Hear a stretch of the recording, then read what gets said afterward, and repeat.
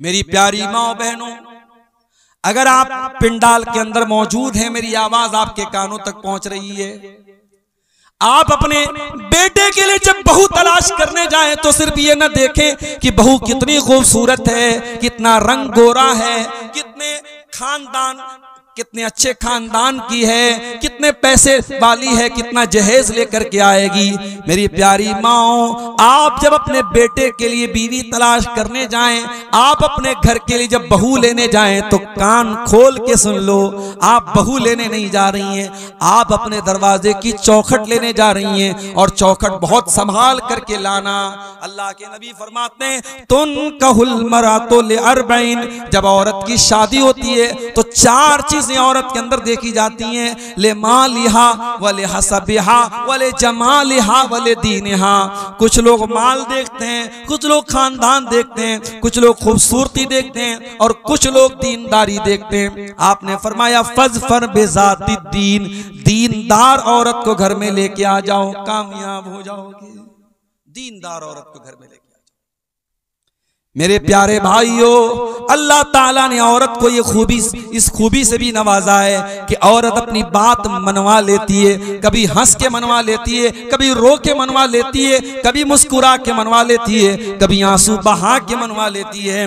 मैंने औरत के ऊपर एक नज्म लिखी थी, उसमें मैंने एक शेर कहा था, वो शेर ऐसा था, कुदरत ने तुझे गर्मी जज्बात अता की। ऐ औरत, अल्लाह ताला ने तुझे जज्बात की कुव्वत अता की है, कुदरत ने तुझे गर्मी जज्बात अता की। वो ना तकवा की भरम तोड़ दे, वो नाज़ो अदा है। ऐ औरत, तेरे अंदर वो नाज है, वो अदा है, बड़े बड़े मुत्तकियों का तकवा तू तोड़ सकती है। अल्लाह ने तुझे नाज़ो अदा की ताकत दी है, और अल्लाह ने तुझे जज्बात की ताकत भी दी है। जज्बात की ताकत औरत के अंदर होती है। फिरौन बहुत बड़ा जालिम था, किसी की बात नहीं सुनता था, बच्चों को कत्ल करवाने का ऑर्डर दिया था उसने।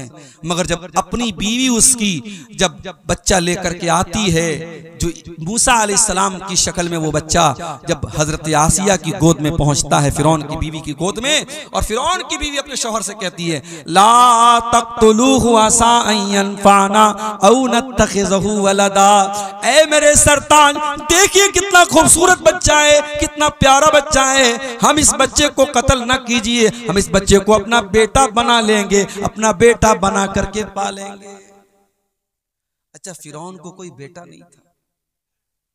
फिरौन अपने आप को खुदा कहता था, रब कहता था, भगवान कहता था, गॉड कहता था, और फिरौन अपनी बीवी को बेटा नहीं दे सका। ऐसे ऐसे तो खुदा गुजरे दुनिया में, ऐसे ऐसे खुदा गुजरे, अपने आप को खुदा कहता था और अपनी बीवी को बेटा नहीं दे सका, और दूसरे के बच्चे को बीवी कह रही कि इसे हम अपना बेटा बना लेते। अल्लाह अकबर। तो बीवी जो होती है वो बात मनवा लेती है। बीवी चाहेगी आपकी सिगरेट छुड़वा देगी, बीवी चाहेगी आपका गुटखा छुड़वा देगी, बीवी चाहेगी आपको नमाजी बना देगी। मेरी प्यारी माँ बहनों, आप जब अपने शौहर से जिद करके 5000 वाली साड़ी खरीद सकती हो, 10,000 वाला लहंगा खरीद सकती हो, 1,30,000 में सोना चल रहा है, सोने का जेवर मंगवा सकती हो, तो ऐ मेरी प्यारी माँ बहनों, आप अपने शौहर से बहुत सारे अच्छे काम भी करवा सकती हो। करवाने का तरीका होना चाहिए। अल्लाह के प्यारे नबी क्या फरमाते हैं, बड़े गौर से सुनिएगा। अल्लाह के नबी सल्लल्लाहु अलैहि वसल्लम फरमाते हैं, रहीमल्लाहु रजुलन काम मिनल लैल, अल्लाह ताला रहम नाजिल फरमाए, अल्लाह ताला रहमत नाजिल फरमाए उस आदमी के ऊपर जो रात में उठ करके तहज्जुद की नमाज पढ़ता है, वह आई कज़म रात, और अपनी बीवी को भी उठाता है, और बीवी अगर उठने से इनकार कर देती है तो बीवी के चेहरे पर पानी डाल के उठाता है। हिम्मत बीवी के चेहरे पे पानी डालने की? कहीं ऐसा ना हो कि उधर आप पानी डालें और उधर बीवी लात मार दे। भाई आजकल ये भी तो हो रहा है। बीवी से पंगा लेने की किसमें हिम्मत है भाई? दुनिया में सबसे पंगा ले सकते, बीवी से नहीं ले सकते। वो एक लतीफा है, एक आदमी की बीवी बहुत शक करती थी उसके ऊपर, बड़ा परेशान रहता था, महीने में 2-4 दिन मायके जाती थी, उसमें भी फोन पर फोन करती रहती थी, कहाँ हैं आप, क्या कर रहे हैं आप। डर था कि कहीं किसी दूसरी औरत के साथ तो नहीं है। एक मर्तबा मायके गई, बच्चे को छोड़ के गई थी, बच्चा भी छोड़ के गई थी कि नजर रखे अपने बाप के ऊपर। मायके जाके फोन कर रही है शौहर को, कहाँ हैं आप? शौहर कह रहा कहाँ रहूंगा, घर पर हूं भाई, तुम्हारी इजाजत के बगैर कहाँ जा सकता हूं? कहा अच्छा घर पे हो, जाओ किचन में जाओ, किचन में जाओ और मिक्सर की आवाज मुझे सुना करके बताओ कि तुम घर में हो। शौहर ने मिक्सर की आवाज सुना दी, घर की आवाज आई। बीवी ने कहा अच्छा चलो भाई तसल्ली हो गई। दूसरे दिन फिर फोन किया बीवी ने, कहाँ हैं आप? शौहर ने कहा अरे बेगम मैं कहाँ रहूंगा, घर पर हूं। चलिए मिक्सर की आवाज सुनाइए। शौहर ने फिर मिक्सर चालू करके सुना दिया, घर की आवाज आई। तीसरे दिन बीवी ने कहा इतना शरीफ मेरा शौहर कब से हो गया, रोजाना मैं फोन कर रही हूं मुझे मिक्सर की आवाज सुना दे रहा है। तीसरे दिन बीवी सरप्राइज देने के लिए अचानक घर में आ गई। घर में आई तो शौहर गायब, बच्चा खेल रहा था। बच्चे से पूछा अरे तेरा बाप कहाँ है? कहा वो तो मिक्सर लेके गायब है 2 दिन से। तो कहते हैं कि अगर शौहर से बीवी शेर है तो शौहर सवा शेर भी बन सकता है। भाई तुम्हें सारा दिमाग तुम्ही को है थोड़ी, हमको भी तो थोड़ा बहुत दिमाग है। तो आप ये याद रखिए मेरे प्यारे साथियों कि घर के अंदर जब तक एक नेक घर वाली नहीं आएगी, घर का माहौल अच्छा नहीं हो सकता है। अल्लाह के नबी फरमाते हैं अल्लाह ताला रहमत नाजिल फरमाए उस आदमी के ऊपर जो रात में उठ करके तहज्जुद की नमाज पढ़ता है और अपनी बीवी को भी उठाता है। वह रहिमल्लाहु इम्रातन कामत मिनल लैल, और अल्लाह ताला ऐसी औरत के ऊपर रहमत नाजिल फरमाए जो रात में उठ करके तहज्जुद की नमाज पढ़ती है। वह आई कज़त ज़ौजहा, और अपने शौहर को भी उठाती है, और शौहर अगर इनकार कर दे तो शौहर के चेहरे पर पानी छिड़क करके उठाती है। ये होते हैं बेहतरीन कपल, एक दूसरे का ताउन करे दीन के सिलसिले में। इसीलिए अल्लाह के नबी फरमाते हैं लियत्तखिज़ अहदुकुम क़ल्बन शाकिरा, 3 चीजों को बैलेंस बना लो, 3 चीजों को खजाना बना लो, 3 चीजों को स्टोर कर लो, 3 चीजों को अपने घर में लेके आ जाओ। क़ल्बन शाकिरा, अपने सीने में ऐसा दिल लेकर के आओ जो अल्लाह ताला का शुक्रिया अदा करने वाला हो। व लिसानन ज़ाकिरा, और अपने मुंह में ऐसी जबान लेकर के आओ जो अल्लाह ताला का जिक्र करने वाली हो। व ज़ौजतन मोमिनतन तुईनुहु अला अम्रिल आखिरा, और ऐसी दीनदार बीवी लेके आओ जो आखिरत के कामों में, दीन के कामों में आपकी मदद करे। ऐसी बीवी अगर आपके घर में आ जाएगी, घर को जन्नत बना देगी। और आगे बढ़ी, घर को अगर जन्नत बनाना है तो बहुत जरूरी काम क्या करना है हमको? घर को अल्लाह के जिक्र से आबाद करना है। मुसलमान का घर है, सुबह भी मोबाइल पर गाने बज रहे हैं, शाम को भी गाने बज रहे हैं, बिस्तर पे जाने के पहले भी म्यूजिक बज रहा है। मुसलमान का घर है, 24 घंटे में कोई एक मर्तबा अल्लाह का नाम लेने वाला नहीं है। नेताओं के भाषण तो सुने जा रहे हैं, राजनेताओं की तकरीरें तो बजाई जा रही हैं, अल्लाह रसूल की बातें घर में कोई सुनने वाला नहीं है। गांव में जलसा होता है, उस घर का कोई आदमी जलसे में जाने को तैयार नहीं है। तकरीरों से बोर होने वाला परिवार है, ना शौहर को तकरीरों से इंटरेस्ट है, ना बीवी को तकरीरों से इंटरेस्ट है। एक आदमी घर में अल्लाह का जिक्र करने वाला, अल्लाह का नाम लेने वाला तक नहीं। मेरे प्यारे भाइयों, ऐसे घर को अल्लाह के नबी ने मुर्दा करार दिया। आपने फरमाया मसलुल बैतिल्लज़ी युज़करुल्लाहु फीही वल बैतिल्लज़ी ला युज़करुल्लाहु फीही, जिस घर में अल्लाह का नाम लिया जाए वो घर जिंदा है, और जिस घर में अल्लाह का नाम न लिया जाए वो घर मुर्दा है। वो घर मुर्दा है, अल्लाह के नबी ने उसको मुर्दा करार दिया है। अपने घर को जिंदा करो मेरे भाइयों, अल्लाह के जिक्र से आबाद करो। बहुत आसान तरीका बता देता हूं, जब भी घर में दाखिल हुआ करो बिस्मिल्लाह पढ़ के दाखिल हुआ करो, और जब घर के बाहर निकला करो बिस्मिल्लाहि तवक्कलतु अलल्लाहि ला हौला वला कुव्वता इल्ला बिल्लाह पढ़ लिया करो। क्या फायदा होगा मौलवी साहब? आइए मैं फायदा भी बता देता हूं।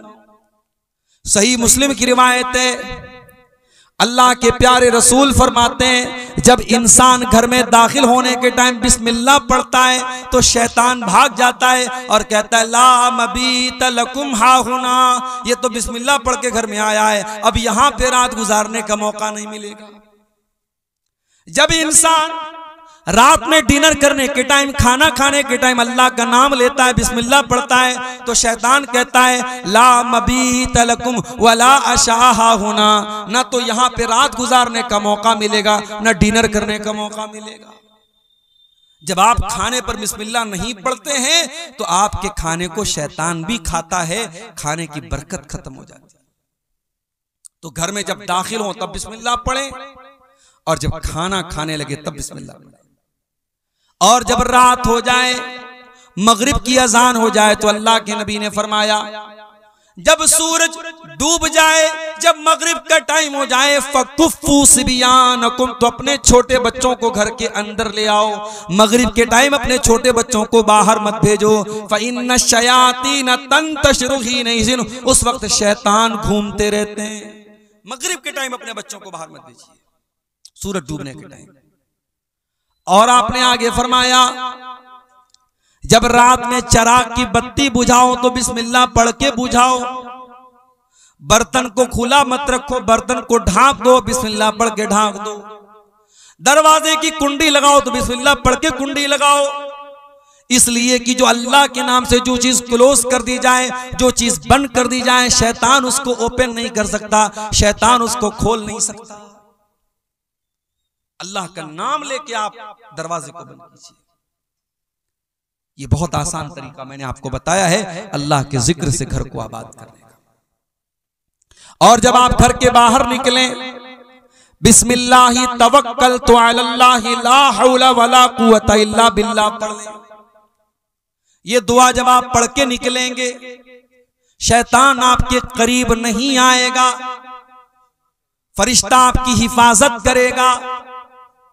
फरिश्ता आपसे कहेगा कद वकीता, आपको अल्लाह ताला की तरफ से बचा लिया गया। आप इतनी प्यारी दुआ पढ़ करके घर से निकले। बहुत आसान है, बिस्मिल्लाहि तवक्कलतु अलल्लाहि ला हौला वला कुव्वता इल्ला बिल्लाह। बस रात में जब बिस्तर पे सोने जाओ, मेरी प्यारी माओ बहनों, अगर आप मेहनत मजदूरी करती हैं, खेतों में काम करती हैं, और मुझे मालूम है कि शेरशाबादी बिरादरी में माशाअल्लाह बहुत मेहनत करती हैं हमारे यहाँ की औरतें, आपका बदन जब थकावट से चूर हो जाए तो आइए मैं आपको वो तरीका बताता हूं जो तरीका अल्लाह के नबी ने अपनी बेटी को बताया था। क्या तरीका बताया था? हजरत फातिमा चक्की चलाती थी, उनके हाथों में छाले पड़ गए थे। हजरत अली भी बहुत मेहनत करते थे। दोनों शौहर बीवी अल्लाह के नबी के पास आए। हजरत अली ने कहा, अय अल्लाह के नबी, मैं इतनी मेहनत कर रहा हूं, तशतकई तो सदरी, मेरे सीने में दर्द होने लगा है। हजरत फातिमा ने कहा, बाजान, आपकी बेटी चक्की चला चला के इस हालत को पहुंच चुकी है, हत्ता मजलत यदाया, मेरे हाथों में छाले पड़ गए हैं। अय अब्बा जान, मुझे पता चला है आपके पास कुछ गुलाम आए हैं, हो सके तो अपनी बेटी और दामाद को कुछ गुलाम दे दीजिए। नबी ने न बेटी को कोई गुलाम दिया, न दामाद को कोई गुलाम दिया। क्या फरमाया आपने? ला उती को मां, ऐ मेरी बेटी फातिमा, ऐ मेरे दामाद अली, मैं तुम दोनों को गुलाम नहीं दे सकता, मैं तुम दोनों को कोई गुलाम नहीं दे सकता। क्यों नहीं दे सकता?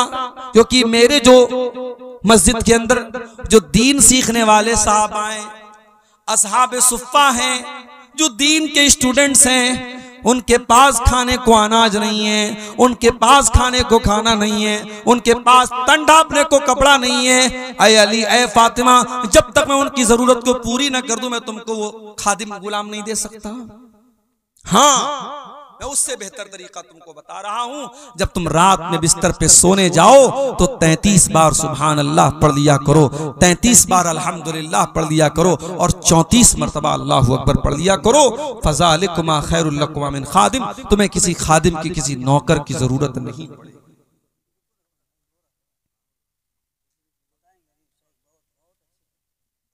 मेरे भाइयों, नबी ने अपनी बेटी और दामाद को परेशानी के बावजूद गुलाम नहीं दिया। नबी ने तस्बीह सिखाई है, और हजरत अली कहते हैं कि ये तस्बीह जब नबी ने जिस दिन से नबी ने मुझको सिखाई है, उस दिन से लेकर के जब तक मैं जिंदा हूं ये तस्बीह कभी मैंने छोड़ी नहीं है। सवाल करने वाले सवाल किया है अली, आपकी जिंदगी में एक रात आई थी सिफ़ीन की लड़ाई वाली रात, क्या उस रात भी आप ये तस्बीह पढ़ के सोए थे? कहा कि हाँ, उस रात में ये तस्बीह पढ़ के सोया था। मेरे प्यारे भाइयों, सहाबे किराम 2-2 घंटे तकरीरें नहीं सुनते थे। हाँ, जो सुनते थे अमल करते थे। नबी ने ये तस्बीह सिखाई तो इस तस्बीह के ऊपर हजरत अली ने अमल किया, हजरत फातिमा ने अमल किया। अपने घरों को अल्लाह के जिक्र से आबाद करो मेरे प्यारे साथियों। सुबह शाम के अज़कार पढ़ो। और आज अल्हम्दुलिल्लाह सबके हाथ में मोबाइल है, आप मोबाइल पर देख करके भी पढ़ सकते हैं। आप गूगल प्ले स्टोर पे जाएं और दुआ की कोई अच्छी सी किताब डाउनलोड कर लें, उसमें सुबह शाम के अज़कार आपको मिल जाएंगे। सुबह शाम के अज़कार आप देख करके भी पढ़ें। आप यकीन करें, सुबह शाम के अज़कार आप पढ़ेंगे, बहुत सारी परेशानियों से आप बच जाएंगे। अब तो साहब इतने ज्यादा केस आ रहे हैं, मैं जहां जा रहा हूं, मौलवी साहब मेरी बेटी के ऊपर जिन्नात आ गया है, मेरी बेटी को जिन्नात परेशान कर रहा है, मेरे घर में जो है कोई साया है, कोई मसला है। क्यों आ रहे ये सारे मसले? क्योंकि हमने अपने घरों को मुर्दा बना दिया है। हमारे घरों में अल्लाह का जिक्र करने वाला कोई नहीं, अल्लाह का नाम लेने वाला कोई नहीं है। अल्लाह के नबी फरमाते हैं,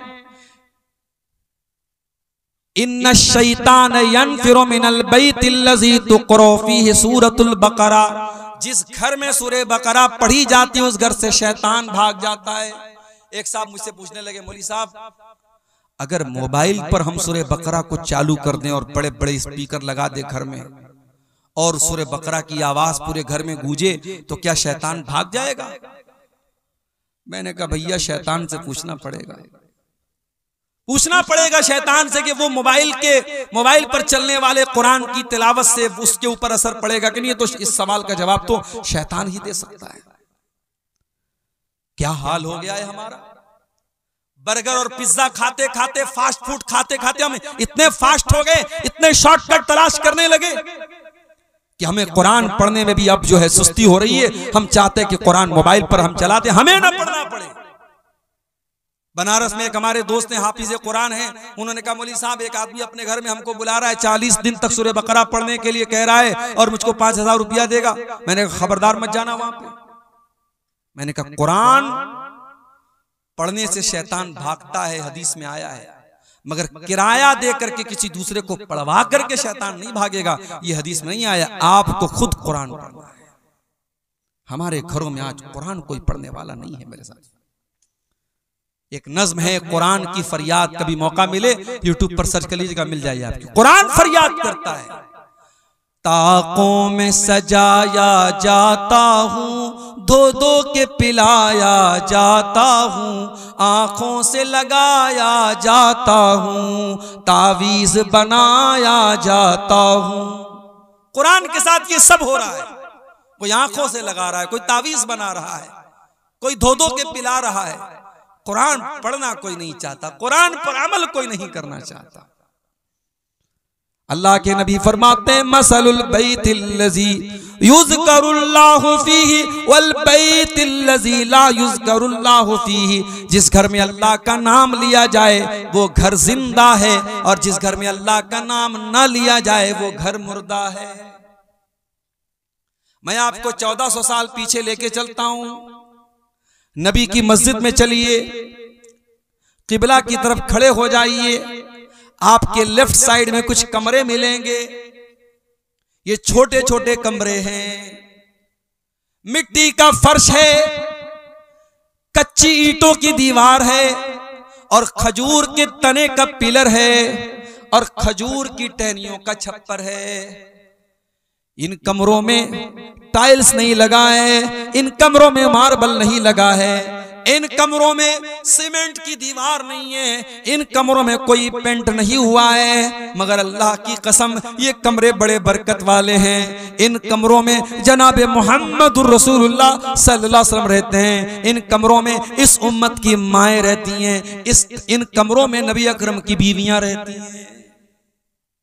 ये कमरे कितने ऊंचे हैं, सईद इब्ने मुसय्यिब कहते हैं मैं उस्मान गनी के दौर में नबी के कमरे में गया, मैंने हाथ उठाया, मेरा हाथ मकान की छत में टच हो गया, यानी छत भी बहुत ज्यादा ऊंची नहीं थी।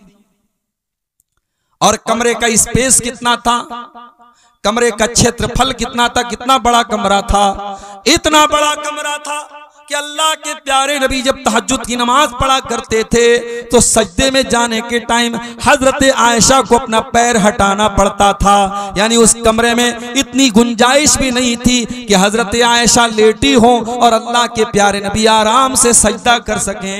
ये छोटे छोटे कमरे थे मेरे प्यारे साथ, कमरे छोटे थे, लेकिन इन कमरों में कुरान उतरता था, इन कमरों में बरकत उतरती थी, इन कमरों में नूर उतरता था, इन कमरों में अल्लाह के प्यारे नबी रहा करते थे, इन कमरों में रात में कुरान पढ़ा जाता था, तहज्जुद पढ़ी जाती थी, अल्लाह के नबी रातों को रोया करते थे।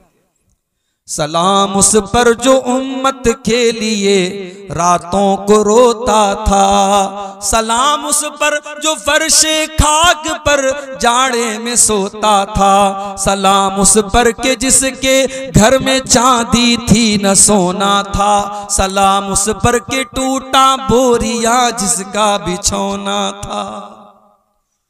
उस नबी ने हमको बताया कि मकान में बरकत अल्लाह को याद करने से आती है, मकान को आलीशान बनाने से मकान खूबसूरत नहीं होता है मेरे साथी। और आगे बढ़िए, घर को अगर दीनदारी वाला घर बनाना है, इस्लामी घर बनाना है, घर के हर फर्द को नमाजी बनना पड़ेगा। माँ भी नमाजी हो, बाप भी नमाजी हो, भाई भी नमाजी हो, बेटा भी नमाजी हो। अल्लाह के प्यारे नबी फरमाते हैं मुरू औलादकुम बिस्सलाती वहुम अबनाउ सबीन, जब तुम्हारे बच्चे 7 साल के हो जाएं, 7 साल के हो जाएं तो अपने बच्चों को नमाज का ऑर्डर दो, और जब तुम्हारे बच्चे 10 साल के हो जाएं और नमाज न पढ़े तो तुम उनकी पिटाई करो। मौली साहब पिटाई कौन करेगा? फजर की अजान तक जलसे चलते हैं सीमांचल में, और जलसा खत्म होते ही पब्लिक अपने घरों को जाती है और उस गांव की छोटी सी मस्जिद में चंद नमाजी नमाज पढ़ते हैं। ये आज हमारा हाल है। मस्जिद तो बना ली शब भर में ईमान की हरारत वालों ने, मस्जिद तो बना ली शब भर में ईमान की हरारत वालों ने, मन अपना पुराना पापी था बरसों में नमाजी बन न सका। अरे जब हम नमाजी बनेंगे तब ना अपने बच्चों को नमाजी बनाएंगे, जब हम खुद ही बेनमाजी तो क्या बच्चों को नमाजी बनाएंगे?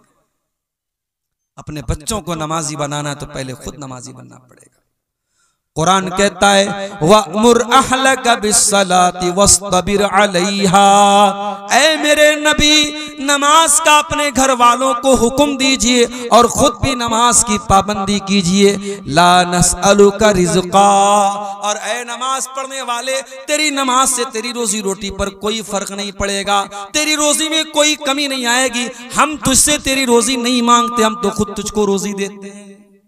अगर 10 मिनट के लिए तू दुकान बंद कर देगा तो क्या मक्का में दुकान बंद नहीं होती, मदीना में दुकान बंद नहीं होती? मक्के और मदीने में दुकान बंद हो जाती है और उसके बावजूद अल्लाह ताला उनको देता है, नमाज के टाइम उनकी दुकान बंद हो जाती है। तो नमाज की पाबंदी करो मेरे प्यारे साथियों। कुरान कहता है वज़कुर फिल किताब इस्माइल, और याद करो किताब में कुरान में इस्माइल को, इन्नहु काना सादिक़ल वादी व काना रसूलन नबिया, इस्माइल अल्लाह के सच्चे नबी थे। व काना यअमुरु अहलहु बिस्सलाह, और इस्माइल अपने घर वालों को नमाज का हुक्म दिया करते थे। इब्राहीम अलैहिस्सलाम क्या दुआ करते अल्लाह ताला से, रब्बि जअलनी मुक़ीमस्सलाह, ऐ अल्लाह तो मुझे नमाज कायम करने वाला बना दे, व मिन ज़ुर्रियती, और ऐ अल्लाह मेरी औलाद को भी तू नमाज कायम करने वाला बना दे, मुझे भी नमाजी बना दे, मेरी औलाद को भी नमाजी बना दे। नमाज का माहौल घर में पैदा कीजिए, आप खुद भी नमाज पढ़िए, बच्चों को भी नमाज बनाइए। हजरत अब्दुल्लाह बिन मसूद रज़ी अल्लाह तआला अन्हु रात में तहज्जुद की नमाज पढ़ रहे हैं, और तहज्जुद की नमाज पढ़ते हुए कुरान का 16वां पारा वो पढ़ रहे थे, और 16वें पारे की आयत उनकी नजरों से गुजरी। जब हजरत मूसा अलैहिस्सलाम और हजरत खजीर अलैहिस्सलाम दोनों जा रहे थे और एक मकान की दीवार गिरने वाली थी, कुरान कहता है हजरत खजीर ने उस मकान की दीवार को ठीक कर दिया। गांव वाले बड़े कंजूस थे, उन लोगों ने इन दोनों लोगों को खाना तक नहीं खिलाया था, और जब दीवार गिरने लगी तो हजरत खजीर ने दीवार को ठीक कर दिया। हजरत मूसा अलैहिस्सलाम ने फरमाया लौशी तलत तखस्ता अलैहि अजरा, ऐ खजीर आपको दीवार फ्री में नहीं ठीक करना चाहिए था, जब इतने बदतमीज गांव वाले थे तो पैसा लेके ये काम करना चाहिए था। हजरत खजीर ने क्या जवाब दिया? फरमाया व अम्मल जिदारु फकान लिगुलामैन यतीमैन फिल मदीनति व कान तहतहु कंजुल लहुमा, ऐ मूसा वो दीवार दो यतीम बच्चों के मकान की दीवार थी, उस मकान में दो यतीम बच्चे रहा करते थे, दीवार गिर जाती उन बच्चों का खजाना जो बाप ने मरने के पहले दफनाया था वो खजाना गांव वाले लूट के चले जाते। अल्लाह ने मुझको हुक्म दिया कि मैं उन बच्चों का खजाना लूटने न दूं, डूबने न दूं। पता ये चला बाप अगर नेक है तो बाप के मरने के बाद भी अल्लाह ताला यतीम बच्चों को बाप की दौलत और बाप का खजाना देगा, अल्लाह ताला बच्चों को महरूम नहीं करेगा। जब हजरत अब्दुल्लाह बिन मसूद कुरान की आयत पढ़ने लगे, रोने लगे, तहज्जुद की नमाज का सलाम फेरा, उनका छोटा बच्चा वहीं पे सो रहा था, अपने बच्चे को देख करके रोते हुए कहने लगे मिन अजलिका या बुनैया, ऐ मेरे बच्चे तेरा बाप तेरे लिए तहज्जुद की नमाज पढ़ रहा है, आज मैं तहज्जुद पढ़ रहा हूं, कल तुझे फायदा मिलेगा। ऐ मेरे बच्चे तेरा बाप तेरे लिए रातों को इबादत कर रहा है, रातों को जाग रहा है। अपने बच्चों का अगर बेहतर भविष्य चाहते हो, अपने बच्चों का फ्यूचर चाहते हो तो नेक बनो, दीनदार बनो, नमाजी बनो, इंशाअल्लाह आपके बच्चे भी दीनदार बनेंगे। मेरे प्यारे साथी, ये कोई फख्र की बात नहीं, मेरे 8 बच्चे, मेरे 7 बच्चे। फख्र की बात यह है कि आपका एक ही बच्चा हो लेकिन इस लायक हो कि आपका इंतकाल हो तो वो जनाजे की नमाज पढ़ सके, दुआएं उसको आती। आपका बेटा आपकी बेटी जब दुआ के लिए हाथ उठाए तो ये कह सके रब्बिरहमहुमा कमा रब्बयानी सगीरा, ऐ अल्लाह मेरे माँ बाप पर रहम फरमा जिस तरीके से बचपन में उन्होंने मुझको पाला है। तो ये बहुत जरूरी चीज है मेरे प्यारे साथियों कि हम घर में नमाज का माहौल पैदा करें। और आगे बढ़िए, घर को अगर एक दीनदारी वाला घर बनाना चाहते हैं तो जैसे मोबाइल में जब वायरस ज्यादा हो जाए तो हम दुकानदार के पास जाते हैं, लो भाई देखो मेरे मोबाइल में क्या हो गया है, तो दुकानदार कहता है कि भाई साहब आपके मोबाइल में वायरस आ गया है, क्या करना पड़ेगा, इसमें एंटी वायरस डालना पड़ेगा, इसकी मोबाइल की मेमोरी को क्लीन करना पड़ेगा, मेमोरी से बहुत सारी चीजों को डिलीट करना पड़ेगा। अगर घर को दीनदारी वाला घर बनाना चाहते हो तो 5 चीजों को डिलीट कर दो अपने घर से, 5 चीजों को डिलीट कर दो, निकाल दो अपने घर से। नंबर 1, अपने घर से तस्वीरों को निकाल दो। ला तदखुलुल मलाइकतु बैतन फीहि कल्बुन वला सूरा, अल्लाह की रहमत के फरिश्ते उस घर में नहीं आते जिस घर में कुत्ता हो या जिस घर में तस्वीर हो। मौली साहब कैमरा तो सबके हाथ में इस वक्त है, अब तो हम लोग तकरीर करने जाते हैं तो लोग कहते हैं मौली साहब एक सेल्फी ले लो, सेल्फी विद सेल्फी। तो कैमरे की तस्वीरें तो आज मेरी भी मौजूद हैं सोशल मीडिया पर, और आप कह रहे हैं कि अल्लाह की रहमत के फरिश्ते नहीं आते जिस घर में तस्वीर हो। तो कैमरे की जो तस्वीर है उसके बारे में उलमा का इख्तिलाफ है, और उलमा की एक जमात का कहना है कि कैमरे की तस्वीर हराम नहीं है, क्योंकि कैमरे की जो तस्वीर होती है वो कोई पेंटिंग नहीं है कि जिसमें नाक कान आंख बनाया जाए। कैमरा तो बस एक अक्स ले लेता है सामने वाले का, एक प्रतिबिंब है, एक छाया है। और हदीस में जिस तस्वीर को हराम कहा गया है वो तस्वीर वो है जिसमें हम नाक का नाक पूरा बनाते हो। लेकिन आप ये सोचिए, मूर्ति की शक्ल में या पेंटिंग की शक्ल में, किसी भी शक्ल में, मूर्ति तो बहरहाल वो उसको मुजस्समा बोलते हैं, लेकिन आज के जमाने में भी पेंटिंग अलग होती है। आपने सुना होगा मकबूल फिदा हुसैन नाम का एक आदमी था, वो पेंटर था बहुत बड़ा, उसकी पेंटिंग करोड़ों में बिकती थी। तो पेंटिंग एक अलग चीज है, कैमरे की तस्वीर एक अलग चीज है। फिर भी बहुत सारे उलमा का यह कहना है कि कैमरे की तस्वीर से भी हमें परहेज करना चाहिए। और कैमरे की तस्वीर को प्रिंट करके उसको एल्बम बनाना और कमरे में सजाना। मैं एक मकान में गया, एक साहब अपने कमरे में, चूंकि हम लोग कहीं जाते हैं तो आदमी सोचता है कि अच्छी मेहमान नवाजी अच्छी की जाए, वो अपने कमरे में लेके गए तो देखा कि कमरे के किनारे एक तस्वीर लगी है, एक तरफ मोहतरम की तस्वीर, एक तरफ मोहतरमा की तस्वीर है। शादी की सालगिरह पर उन्होंने अपनी बीवी को सरप्राइज दिया था।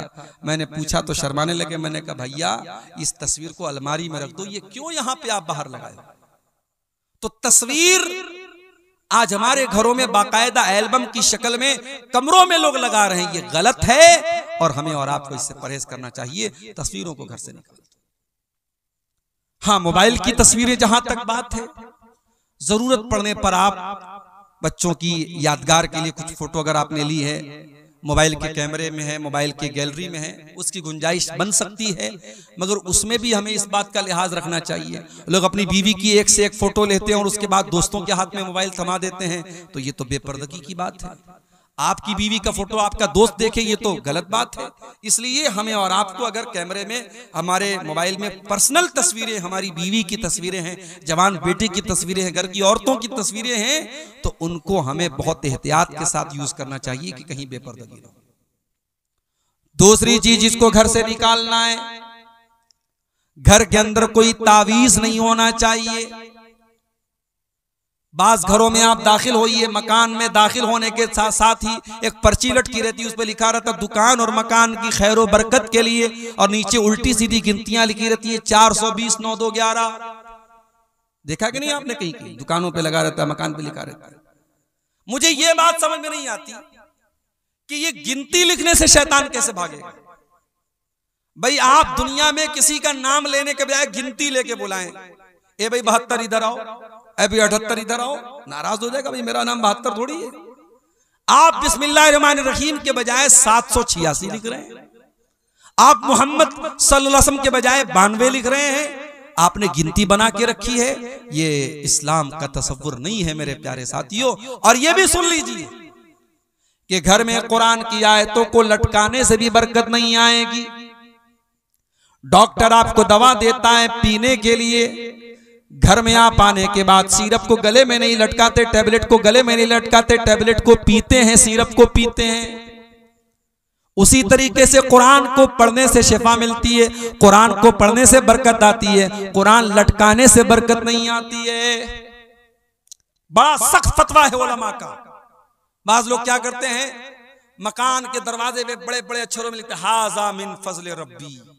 हराम कमाई के पैसा से घर बनाए और हाजा मिन फजल रब्बी लिखते हो, बेहुदा है। सूद ब्याज के पैसे से मकान बनाया है और सामने क्या लिखा, हाजा मिन फजल रब्बी। तेरे हाजा मिन फजल रब्बी लिखने से तेरा मकान ठीक हो जाएगा। और घर में लोग डेकोरेशन के लिए आयतल कुर्सी लगा रहे हैं, ला इलाहा इल्लल्लाह मुहम्मद रसूलुल्लाह लिख रहे हैं। नहीं लिखना चाहिए। उलमा ने मना किया है कि कुरान की आयतें डेकोरेशन के लिए नहीं उतरी हैं, घर को सजाने के लिए नहीं उतरी। हाँ, अगर कोई आयतल कुर्सी घर में इसलिए लगाता है कि हमको आयतल कुर्सी याद हो जाए या हमको बार बार नजर पड़े, हमें याद आती रहे, हम पढ़ते रहें, तो तालीम के लिए घर में लटका सकते हैं। बरकत के लिए या डेकोरेशन के लिए घर में कुरान की आयतों को भी लटकाना सही नहीं है। तो घर से तावीज को भी निकाल दो मेरे प्यारे साथी। तीसरी चीज जो घर से निकालना है, गाने बजाने के आलात को घर से निकाल दो। अल्लाह के नबी फरमाते हैं कयामत के पहले वो दौर आएगा, शराब को नाम बदल बदल के पिया जाएगा। वह अंतज़हरल क़ैनात वाला रुऊसिन्नास, और नाचने गाने वाली लड़कियां लोगों के कानों पर जाके बैठ जाएंगी। जब नबी ने सहाबा को ये हदीस सुनाई होगी, सहाबा को समझ में नहीं आई होगी। आज हेडफोन लगाने वालों को ये हदीस समझ में आ जाएगी, आज एयरपॉड लगाने वालों को ये हदीस समझ में आ जाएगी। बाइक चला रहा है, मस्त बना हुआ है, गाना सुन रहा है, फेवरेट अपना बॉलीवुड का गाना सुन रहा है, सामने से ट्रैक्टर ने मारा, तेरी रूह परवाज हो गई, तेरी जान निकल गई, तो गाना सुनते हुए दुनिया से गया है। और कयामत के जब तू उठेगा तो वही गाना सुनते हुए तू कयामत के दिन उठेगा। जिस हाल में इंसान मरेगा उसी हाल में कयामत के दिन उठाया जाएगा। अपने घरों को नाच गानों से दूर रखो मेरे साथी। कटिहार और पूर्णिया के इंग्लिश मीडियम स्कूल में हमारी बेटियां पढ़ रही हैं, स्कूल का एनुअल फंक्शन है, टीचर ने आपसे कहा कि आपकी बेटी से हम डांस करवाना चाहते हैं, बहुत अच्छा डांस करती है आपकी बेटी। आपने कहा बहुत अच्छी बात है, हमारी बेटी डांस करेगी, हम देखेंगे। स्कूल का एनुअल फंक्शन हो रहा है, आपकी 12-13 साल की जवानी की दहलीज पर कदम रखने वाली लड़की डांस कर रही है और आप वीडियो बना रहे, फक्र से स्टेटस लगा रहे, साहब मेरी बेटी बड़ा अच्छा डांस करती है। ये मुसलमान है जिन्हें देख के शर्माए यहूद। और अभी तक तो ये हराम काम स्कूलों में होता था, ये इंग्लिश मीडियम स्कूलों में होता था, अब मदरसों में ये काम भी हो रहा है। हाँ, नाम बदल दिया गया, वहां डांस हो रहा था, यहां एक्शन हो रहा है जी। लड़कियां नज़्म पढ़ रही हैं, ऐसे ऐसे झूम रही हैं, गा रही हैं, और उसको क्या, उसका बड़ा अच्छा नाम रख दिया, एक्शन हो रहा है। शर्म आनी चाहिए और चुल्लू और पानी में डूब मरना चाहिए। अपनी कौम की बच्चियों की हम नुमाइश कर रहे हैं पूरी दुनिया के सामने। अपने घर से निकाल के फेंक दो नाच गाने को। जिस नाच गाने की आवाज को आपके नबी नापसंद करते थे, शैतान की आवाज करार दिया आपने। आज बड़े बड़े मुत्तकी, दाढ़ी वाले, सजदा करने वाले, उनके मोबाइलों पर भी इंस्टाग्राम और स्नैपचैट और फेसबुक और अला और बला के जरिए उनके मोबाइल पर भी गाना बज रहा है। चौथी चीज जो घर से निकाल के बाहर फेंकना है, एंटीवायरस डालना है, वायरस निकाल देना है। बेहयाई को अपने घर से निकाल दो, बेपर्दगी को निकाल दो। कहीं ऐसा ना हो कि साल के 359 दिन तो आपके घर में पर्दा होता हो, लेकिन शादी वाले दिन आपने भी अपनी आंखें बंद कर ली। मौलवी साहब आज तो शादी है, आज इजाजत है बेपर्दगी की। कुरान की कौन सी आयत है और नबी अकरम की कौन सी हदीस है जो शादी ब्याह के मौके पर आपके घर की औरतों को खूबसूरत कपड़े पहन के, लिपस्टिक लगा के, पाउडर लगा के, क्रीम लगा के, सज करके, सवर करके दुनिया के सामने नुमाइश करने की इजाजत देती है? और मुझे तो हैरत होती है कि आपके सीमांचल के जलसों में भी औरतें आती हैं और बाकायदा तैयार होकर के माएं अपनी बच्चियों को तैयार करके लेके जाती हैं और बगैर किसी पर्दे के खूबसूरत मेकअप से सजा करके, सवार करके उन लड़कियों को जलसों में लेकर के आया जाता है। माफ करना मेरे प्यारे भाइयों, अकबर इलाहाबादी ने बिल्कुल सही कहा था, बेपर्दा नजर आई कल जो चंद बीबियां, अकबर ज़मीं में गैरत कौमी से गड़ गया। पूछा जो उनसे आपका पर्दा वो क्या हुआ? कहने लगी कि अक्ल पे मर्दों के पड़ गया। जब औरत का पर्दा उतरता है तो सबसे पहले मर्दों की अक्ल पे जाके चढ़ जाता है। जी हाँ, वो मर्द दयूस है, वो मर्द बेगैरत है जिसके घर की बेटी, बहू और बहन बेपर्दगी करे, बेहयाई करे और उसको कोई फर्क ना पड़े, उसकी माथे पर कोई शिकन ना आए। अल्लाह के प्यारे नबी सल्लल्लाहु अलैहि वसल्लम फरमाते हैं, 3 लोग ऐसे होंगे जिनकी तरफ कयामत के दिन अल्लाह ताला ना तो देखेगा, ना बात करेगा, ना पाक और साफ करेगा। नंबर 1, अल-आक़ुल वालिदैहि, अपने माँ बाप से रिश्ता तोड़ देने वाला। नंबर 2, अल-मरअतुल मुतरज्जिला, मर्दों की नकल करने वाली औरत। और नंबर 3, अद-दयूस, वो बेगैरत मर्द जिसके घर में बेगैरती हो रही और उसको कोई फर्क ना पड़ रहा। तो बेहयाई को घर से निकाल दो मेरे साथियों। और ये भी याद रखो, जब बेटियां जवान हो जाएं तो उनको बता दो कि कौन तेरा महरम है और कौन तेरा गैर महरम है। एक दिन यूट्यूब पर एक वीडियो मैंने देखा, आजकल बच्चियों के साथ सेक्सुअल हरासमेंट बहुत हो रहा है। कभी कभी अपने रिश्तेदार, लड़की का चाचा, लड़की का मामू, लड़की का चाचाजाद भाई, ये सब सेक्सुअल हरासमेंट करते हैं, बच्चियों को, छोटी बच्चियों को परेशान करते हैं। तो YouTube पर मैंने एक वीडियो देखा कि छोटे बच्चों को सिखाने की, उसमें सिखाया जा रहा था, ट्रेनिंग दी जा रही थी कि बच्चों को सिखाया जाए बचपन से ही कि गुड टच क्या होता है, बैड टच क्या होता है।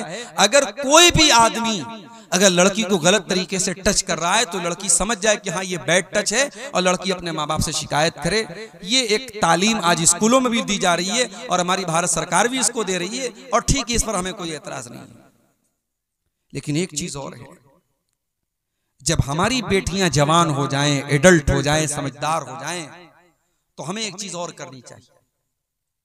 या तो हम उनको दीनी तालीम दें, मदरसे में पढ़ाएं, या आज घर के अंदर ऑनलाइन भी दीनी तालीम दी जा सकती है। किसी भी तरीके से उन बच्चियों को यह बताया जाए कि ऐ मुसलमान लड़की, जब तू जवान हो गई, बालिग हो गई, तो घर से जब तुझको निकलना है तो पर्दे में निकलना है।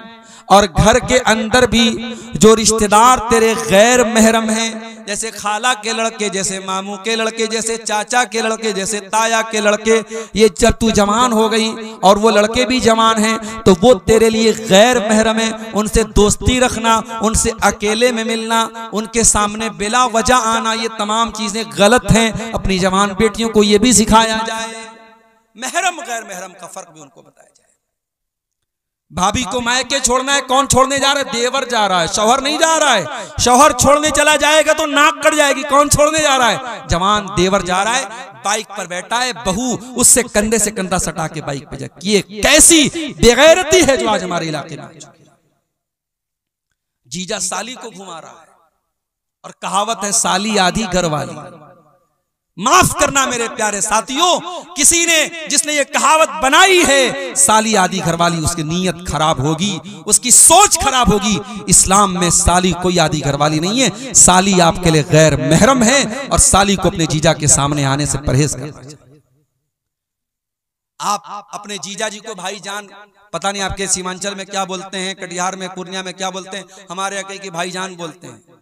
जीजा को भाईजान बोलते हैं, बहन के शौहर को भाईजान बोलते हैं। तो भाईजान बोल देने से वो आपके भाई नहीं हो जाते हैं। एक लिमिट होनी चाहिए, एक पर्दा होना चाहिए मेरे प्यारे साथी। नबी अकरम के पास एक सहाबी आते हैं, सवाल करते हैं, अफरअयतल हमवा या रसूल अल्लाह, अय अल्लाह के नबी, क्या देवर भी भाभी के पास अकेले में नहीं जा सकता? जीजा साली के पास अकेले में नहीं जा सकता? आज आपके बनारस के करीब में मऊ में जानता हूं, मुबारकपुर में जानता हूं, आजमगढ़ में जानता हूं, आपके सीमांचल के भी बहुत सारे इलाकों में ये चीज मिल जाएगी। शौहर बाहर कमाने गया है, ज्वाइंट फैमिली सिस्टम है, बीवी उसी फैमिली में रहती है, देवरों के साथ, जेठों के साथ, ज्वाइंट फैमिली सिस्टम में शौहर दूर रह रहा है, परदेश में रह रहा है, और उसकी जवान बीवी उसी घर में रह रही है। देवरों और जेठों के बीच में कोई पर्दा नहीं है। हम क्या कर रहे हैं? हम फितनों को हवा दे रहे हैं। हम अपने घर में बदकारी को दावत दे रहे हैं कि आओ, और घर में बदकारी और ज़िनाकारी को फरोग दे दो। मेरे प्यारे साथियों, नबी ने फरमाया देवर अपनी भाभी के लिए मौत है, जीजा अपनी साली के लिए मौत है। महरम और गैर महरम का फर्क भी हमारे घर में होना चाहिए। अगर ये फर्क नहीं है तो इस बेहयाई को अपने घर से निकाल दो। अब एक आखिरी चीज हम बयान करके फिर कुछ सवालात हमारे सामने आए, उन सवालों का जवाब देके हम बात खत्म करेंगे। घर को अगर आप एक दीनदार घर बनाना चाहते हैं तो एक बहुत जरूरी चीज ये भी है कि आप अपने दस्तरखान पे किसको दावत दे रहे हैं। शराबियों को तो अपने घर में नहीं बुला रहे हैं, जानियों को तो अपने घर में नहीं बुला रहे हैं। अल्लाह के प्यारे नबी फरमाते ला याकुल तामका इल्ला तकी, तुम्हारे दस्तरखान पे मुत्तकी लोगों को खाना खाना चाहिए। दावत दो तो मुत्तकी नेक लोगों को दो, बेनमाजियों को, हराम खोरों को, रिश्वत खोरों को, सूद खोरों को, शराबियों को, जानियों को मत दावत दो। अपने दस्तरखान पे नेक और दीनदार लोगों को दावत दो। अपने घरों में दीनदार लोगों को एंट्री दो। याद करो हजरत नूह अलैहिस्सलाम की दुआ। हजरत नूह अलैहिस्सलाम ने क्या दुआ की थी? रब्बिग़फिरली वलिवालिदैया वलिमन दखल बैतिया मुमिनन वलिल मुमिनीन वल मुमिनात। आय अल्लाह मुझे बख्श दे, मेरे माँ बाप को बख्श दे, और मेरे घर में जो ईमान वाला आए तू उसको भी बख्श दे, और तमाम मोमिन मर्दों को बख्श दे, तमाम मोमिन औरतों को बख्श दे। पता ये चला कि अपने घर में नेक और ईमान वाले को, मुत्तकी को हम अपने घर में दावत दें। शरीयत इसकी भी हमको तालीम देती है। और आखिरी चीज ये है मेरे साथ, ये जितनी चीजें मैंने बयान की इनका ताल्लुक हमारी कोशिश से, हमारे संघर्ष से, हमारे स्ट्रगल से, लेकिन हिदायत तो अल्लाह के हाथ में है। हिदायत का रिमोट कंट्रोल अल्लाह के हाथ में है। इसलिए अल्लाह से दुआ भी करते रहो कि अल्लाह मेरे घर को नेक बना दे। और दो दुआएं मैं सिखा रहा हूं, इन दोनों दुआओं को नोट करो। पहली दुआ आपको मिलेगी 19वें पारे में, सूरह फुरकान के आखिरी रुकू में। बड़ी प्यारी दुआ अल्लाह के नेक बंदे दुआ करते हैं, रब्बना हब लना मिन अज़वाजिना व ज़ुर्रियातिना कुर्रता आयुन वजअलना लिलमुत्तक़ीना इमामा। ऐ परवरदिगार, हमारे बीवी बच्चों को हमारी आंखों की ठंडक बना दे और हमें मुत्तकियों का इमाम बना दे। बड़ी प्यारी दुआ है, इस दुआ को पढ़ा करो मेरे साथ। और दूसरी दुआ कुरान के 26वें पारे में शुरू में है, सूरह अहकाफ में, जब इंसान 40 साल का हो जाए तो ये दुआ पढ़े। 40 साल का जब इंसान हो जाता है ना तो मैच्योर हो जाता है, और जो 40 साल में भी न सुधरे वो कब्र में जाने तक भी नहीं सुधरेगा। ये बात नोट करो। बुरी आदतें जो छूटने वाली होती है 40 साल तक छूट जाती हैं, और जो बुरी आदतें 40 साल तक ना छूटे वो 70 साल में भी नहीं छूटती। कुछ बूढ़ों को देखो, 70 साल के बूढ़े हैं, चौराहों पर बैठे हैं और उनकी आंखें जो हैं इधर उधर घूम रही हैं। वो जवानी की शरारतें, बुढ़ापे में हाथों में जुम्बिश नहीं, पैरों में ताकत नहीं, मगर वो शरारतें बुढ़ापे में भी जिंदा रहती हैं बास बूढ़ों के अंदर। तो 40 साल इंसानी जिंदगी का बड़ा अहम पॉइंट है। इसीलिए अल्लाह ने 40 साल का होने के बाद ये दुआ सिखाई, और रब्बि औज़िअनी अन अश्कुरा निअमतकल्लती अनअमता अलैया व अला वालिदैया व अन अअमला सालिहन तर्दा व अस्लिह ली फी ज़ुर्रियती। बड़ी प्यारी दुआ है। ऐ अल्लाह, मुझे तौफीक दे कि मैं तेरी नेमतों का शुक्रिया अदा करूं। जो नेमतें तूने मुझको दी और मेरे माँ बाप को दी, और ऐ अल्लाह मुझे तौफीक दे कि मैं ऐसा नेक अमल करूं जिससे तू खुश हो जाए। वो अस्लिह ली फी ज़ुर्रियती, और ऐ अल्लाह मेरी औलाद की तू इस्लाह कर दे, मेरी औलाद को नेक बना दे, मेरी औलाद को अच्छा बना दे। ये बड़ी प्यारी दुआ है। ये दोनों दुआएं पढ़ा करो मेरे साथ, दुआएं पढ़ा करो। अल्लाह से ताल्लुक मजबूत रखो, इंशाअल्लाह अल्लाह आपके घर की हिफाजत करेगा। ये सवाल एक आया था, हमारे गांव की जुमा की मस्जिद में औरत की जगह है, तो क्या औरत जुमा की नमाज मर्दों के साथ पढ़ सकती है? पढ़ सकती है नहीं, पढ़ना चाहिए। जी, आपके समाज में जो अज्ञानता है, जो जिहालत है, जो मुसलमान लड़कियां आज गैर मुस्लिमों के साथ भाग रही हैं, मुर्तद हो रही हैं, उसकी बहुत बड़ी वजह हमारी कौम की लड़कियों और औरतों को दीन की तालीम नहीं है, ये वजह है। और जुमा की नमाज में अगर पर्दे का अरेंजमेंट है तो आप औरतों के लिए बिल्कुल इंतजाम कीजिए। मैं झारखंड में बाज़ इलाकों में गया और बाकायदा मैंने वहां जुमा के खुतबे में तकरीर में कहा कि आप अपनी औरतों का इंतजाम कीजिए, और अल्हम्दुलिल्लाह मेरे कहने का उन लोगों ने उनके ऊपर असर भी हुआ और वहां औरतों का सिलसिला शुरू हुआ। हाँ, औरतें जुमा में आएंगी, पर्दे के साथ आएंगी, पर्दे का लिहाज रखेंगी, औरतों की एंट्री अलग हो, उनका दरवाजा अलग हो, पर्दे का पूरा इंतजाम हो, मर्दों की नजर औरतों पर न पड़ती हो। अगर ये सारी कंडीशन है तो औरतों का इंतजाम बिल्कुल रखना चाहिए। रख सकते नहीं, रखना चाहिए। मजहबे इस्लाम में बच्चा बंद करना जायज नहीं है, लेकिन ज्यादा बच्चे होने पर हम तालीम नहीं दे पा रहे हैं, इन हालात में हम क्या करें? देखिए, ये बहुत अहम सवाल है आज के दौर में, जिसको हम मुहज्जब अल्फाज में कह सकते हैं फैमिली प्लानिंग की इस्लाम में क्या हैसियत है। तो देखिए, फैमिली प्लानिंग की दो शक्लें हैं। एक शक्ल ये है कि दो बच्चे हो गए, शौहर ने नसबंदी करा ली, बीवी ने नसबंदी करा ली, बीवी ने ऑपरेशन करा लिया, हमेशा हमेशा के लिए औलाद का सिलसिला बंद कर दिया गया। तो ये चीज जायज नहीं है। परमानेंट इस सिलसिले को रोक दिया जाए जब तक कि कोई ऐसी मजबूरी ना हो। कभी कभी ऐसा होता है कि औरत के अंदर कुछ क्रिटिकल बीमारी होती है और डॉक्टरों का इत्तेफाक होता है कि अब अगर ये प्रेग्नेंट हुई तो इसकी जान को खतरा है, और डॉक्टर का कहना होता है कि आप इसका ऑपरेशन करा दे, तो वो एक मजबूरी की सूरत हाल है, उसमें कराया जा सकता है। बाकी फैमिली प्लानिंग के लिए जो वक्ती तरीके अपनाए जाते हैं, आप लोग माशाअल्लाह जानकार हैं, बहुत सारी चीजों पर आपकी नजर है। मैं पब्लिक प्लेस में तमाम लोग सुन रहे हैं, बहुत सारी चीजों का नाम मैं नहीं ले सकता। वक्ती और आरजी और टेम्पररी तौर पर हमल को रोकने के लिए जो चीजें अपनाई जाती हैं उनको अपनाया जा सकता है, बच्चों के बीच में गैपिंग रखने के लिए।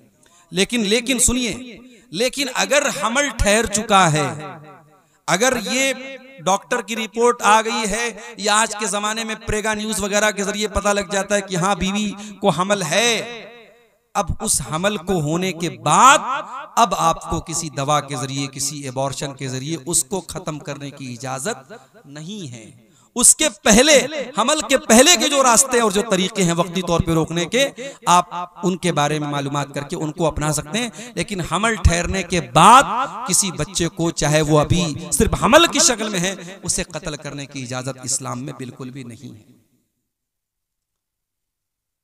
प्यार करके शादी करना कैसा है भाई? कोई दिल जला है जिसकी तरफ से सवाल आया है।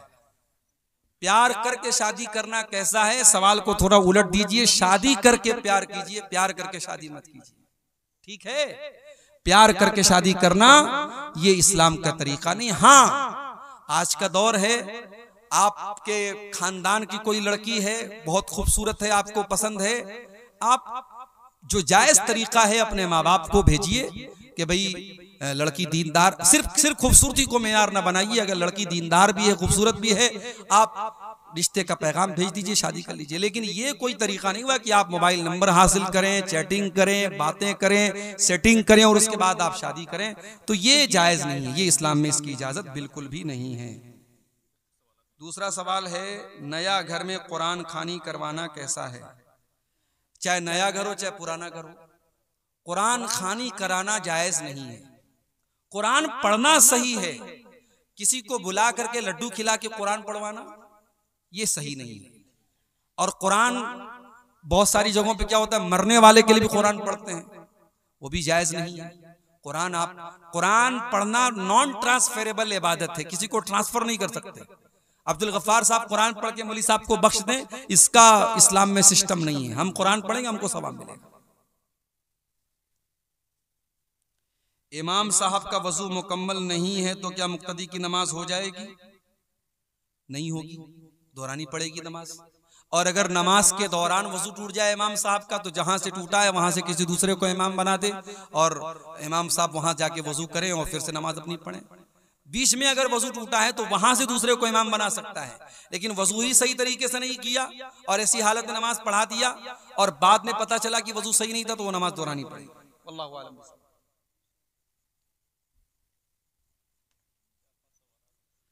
क्या माँ बाप की छोटी हुई नमाज या रोजा बच्चे को कज़ा करना होगा? अगर वसीयत न कर जाए फिर भी नमाज की कोई कज़ा नहीं करना है।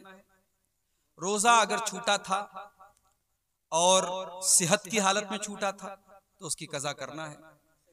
हाँ, और अगर बीमारी की वजह से छूटा था तो उसकी कज़ा नहीं करना है। उसको आप जो रोजे का फिदिया है, कफ़ारा है, एक मिस्किन को खाना खिलाना है 2 टाइम का, वो आप खिला दीजिए एक रोजा के बदले। क्या वक्फ की हुई जमीन को खरीदा या बेचा जा सकता है? नहीं, वक्फ की जमीन को खरीदा या बेचा नहीं जा सकता है। हाँ, वक्फ की जमीन को खरीदा या बेचा नहीं जा सकता। हाँ, एक मजबूरी की सूरत में वक्फ की जमीन को बेचा जा सकता है। जैसे मान लीजिए कि वो जमीन रोड पे आ रही है और वहां पे रोड बन रही है, तो उस सूरत में अगर गवर्नमेंट ले रही है, उसका मुआवजा दे रही है, तो उसकी जगह कोई दूसरी जगह हम ले सकते हैं। या वो जगह हालात के हिसाब से ऐसी जगह होगी कि अब वहां नमाज पढ़ना मुनासिब नहीं है, मस्जिद चलाना वहां मुनासिब नहीं है, तो उस जगह को बेच करके दूसरी जगह हम वो मस्जिद बना सकते हैं। ये मजबूरी की सूरत में है। आम उसूल यही है कि वक्फ की जमीन को खरीदा और बेचा नहीं जाएगा। नहीं सर, क्या ईदगाह की जमीन को बेचकर दूसरी जगह ईदगाह को शिफ्ट कर सकते हैं तौसी के लिए? अब देखिए, मजबूरी की सूरत में तो ऐसा कर सकते हैं, लेकिन सिर्फ तौसी का मसला है, यानी ईदगाह छोटी है, हमको बड़ी ईदगाह लेना है और छोटी वाली ईदगाह को बेच करके हम दूसरी जगह बड़ी जमीन खरीदना चाहते हैं, तो ये मसला थोड़ा सा क्रिटिकल है, टफ है, मुश्किल है। इसके बारे में आप अपने इलाके के उलमा से समझ लीजिए या किसी बड़े इदारे से फतवा ले लीजिए। नगर के करीब एक मस्जिद है मगर जमात के लोगों की तादाद कम है, तो क्या गांव की किसी बड़ी मस्जिद में नमाज़े पंजगाना पढ़ने के लिए जाना कैसा है? जा सकते हैं, कोई हरज की बात नहीं।